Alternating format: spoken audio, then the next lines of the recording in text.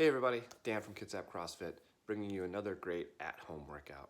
Today's workout was created by one of our coaches, Brian Wajak, and this is part of our little series of workouts that we're doing where the coaches create workouts that sort of represent them. And in true fashion, Brian did a great job of coming up with a workout that really kind of embodies him and also embodies the KCF CrossFit spirit of love-hate. So the workout is 6 rounds for time, 5 clean and jerks, where the men's weight is 155 and the women's weight is 115, and a 400-meter run. That's it. Simple, right? Classic CrossFit couplet. Now, if you really break this down, what we're looking at is heavy Grace. Grace is 30 clean and jerks for time. Usually it's at 135 and 95, and also a 1.5 mile run.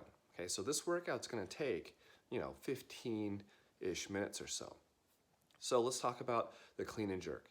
The weight that you use on the clean and jerk should be a weight that you could definitely do multiple reps of. Maybe even you could do some touch and go reps. I don't know if that's necessarily the best strategy for this workout to try to do touch and go for every rep, but it should be a weight that you could handle doing some touch and go reps, okay?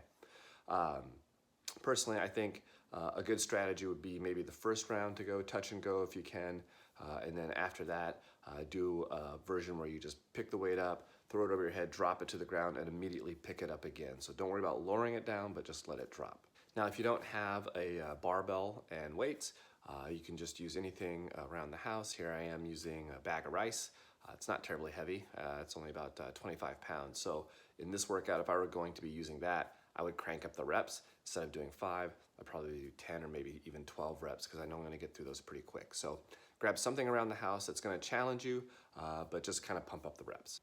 Now the runs, well, they're not recovery time. You should be really trying to put a fast effort in. You should be working hard and not looking at it as recovery time. So we want you to lift the weight quickly, we want you to run quickly, and the goal is to get this done as fast as you can.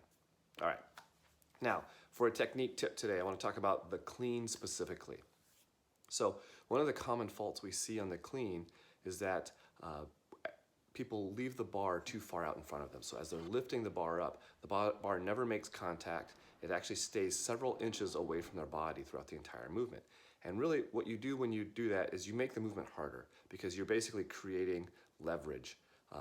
As that bar stays out in front of you, it's just gonna be harder to lift. So you wanna bring the bar in really close to the body. Typically what you'll hear coaches say is you wanna make contact with the thigh. Okay, so you wanna lift that bar up nice and slow, wait for it to make contact with your thigh before you extend and try to jump it up to your shoulders. So in your warm-ups today, something I want you to think about is keeping that bar super close to your body, trying to be aware of that bar coming in and touching your thigh and then extending. And if you're noticing that you're never touching the thigh, you might need to slow down a little bit and try to work on getting that feel. So give that a shot on your clean and jerks today. Good luck with the entire workout. Make Brian proud. Do those clean and jerks as fast as you can and then really hit that run hard. All right, enjoy.